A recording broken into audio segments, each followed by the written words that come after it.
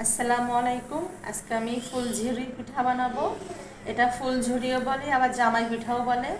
তো আমাদের এই এলাকায় জামাই পিঠাই বলে সবাই। তো তার জন্য আমি এখানে দুটা ডিম নিয়ে নিয়েছি। এখন আমি ডিম দুটা ফেটে এর ভিতরে দিয়ে দিব।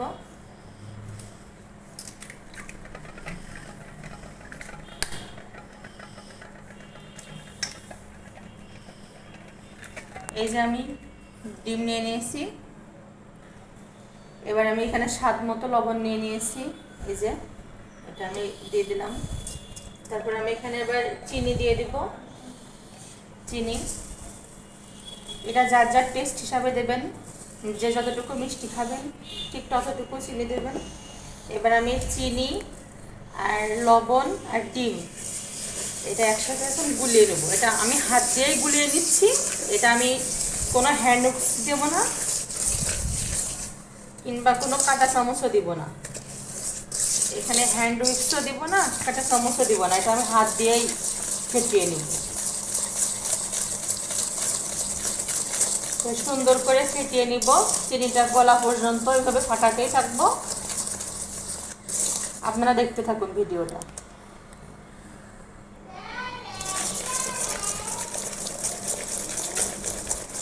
এই যে কিছুক্ষণ আমি ফেটিয়ে নিয়েছি, এখনো হয়নি। এটা আরও ফ্লাফি হবে, আরও চিনিটা গলবে, এখনো দানা দানা আছে।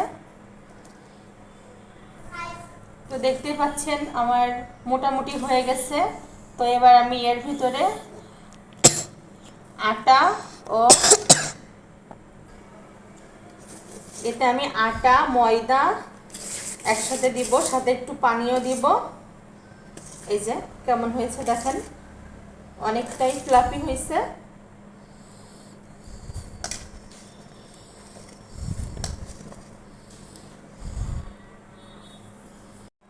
এবার আমি এখানে 1 কাপ চালের গুঁড়ি নিয়ে নিচ্ছি। আমি এখানে টোটাল 3 কাপ চালের গুঁড়ি দেব। তো এখানে চালের গুঁড়ি দেওয়া শেষ। এবার আমি একই কাপে মেপে এখানে 3 কাপ ময়দা দিয়ে নেব। এই যে ময়দা দিয়ে দিলাম 1 কাপ, 2 কাপ,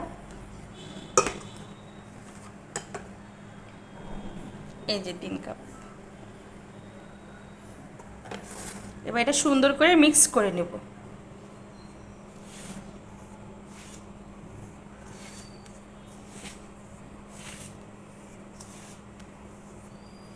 তো এই যে আমি এখানে কিছুটা মিক্স করছি, আমার এই যে ময়ানটা এমন হয়েছে।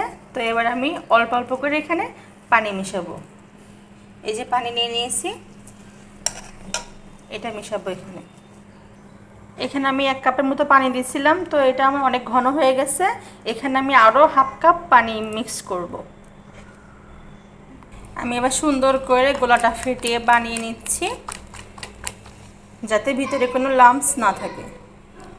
দেখতেই পাচ্ছেন অনেক মসৃণ একটা গোলা হয়েছে। তারপরেও আমি আরেকটু ফেটিয়ে নেব।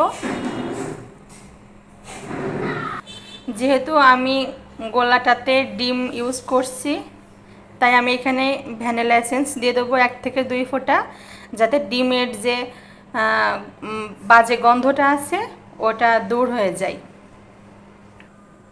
এই যে আমি এখানে একটু ভ্যানিলা এসেন্স দিয়ে নিচ্ছি। এই যে সামান্য একটু 1 থেকে 2 ফোঁটা।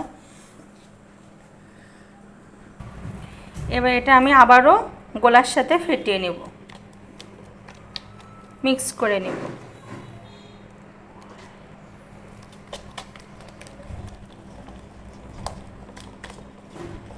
তো আমার গোলাটা একদম রেডি। আমার গোলাটার ঘনত্ব কতটুকু হয়েছে আপনারা একটু ভিডিও দেখে বুঝে নেবেন, ঠিক এমন হবে। এটা তেলের পিঠার মতোই হবে গোলাটা, তার চাইতে একটু ঘন হবে। এই যে তো গোলাটা আমার রেডি। চলুন এবার চুলায় চলে যাই। তো আমি তেলের ভিতর ছাঁচটা গরম করে নিয়েছি। এবার পিঠাটা দিব তেলের ভিতরে, দেখেন কত সুন্দর করে ছেড়ে যাচ্ছে পিঠাটার ভিতরে। দেখেন মাশাআল্লাহ হয়েছে, মাশাআল্লাহ। তো এভাবেই আমি পিঠাগুলো বানিয়ে নেব। তো আমি আপনারা এভাবে দেখতে পিঠাগুলো থাকুন বানিয়ে নিব। পিঠাগুলো কেমন হচ্ছে। তো তারপর তো আমি পিঠাটা আমি এখন উল্টিয়ে দিব। এই যে এই যে উল্টিয়ে দিলাম। উল্টিয়ে দিচ্ছি। দেখুন কত সুন্দর হয়েছে। তো তো এভাবে তারপর আমি পিঠাগুলো সেকেন্ড বানিয়ে নিব পিঠাটা আমি। দিব। আপনারা সবাই যদি আমার রেসিপিটা ফলো করে বানান তাহলে পিঠাগুলো এই অনেক যে সুন্দর হবে। গোলার ভিতর চুবিয়ে নিলাম। এবার এটা আলতো করে আমি আরও একটা বানিয়ে একটু দেখাচ্ছি। ঝাঁকি দিলে এটা ছেড়ে যাবে। দেখেন কত এই যে সহজে কত ছেড়ে সুন্দর করে যাচ্ছে। ছেড়ে গেল দেখেন। হ্যাঁ, সুন্দর করে ছেড়ে গিয়েছে। তো এভাবে পিঠাগুলো বানিয়ে তো নিব সবাই আমি। ভালো সবাই থাকবেন, ভালো সুস্থ থাকবেন, থাকবেন। সুস্থ আল্লাহ থাকবেন। হাফেজ। আল্লাহ হাফেজ।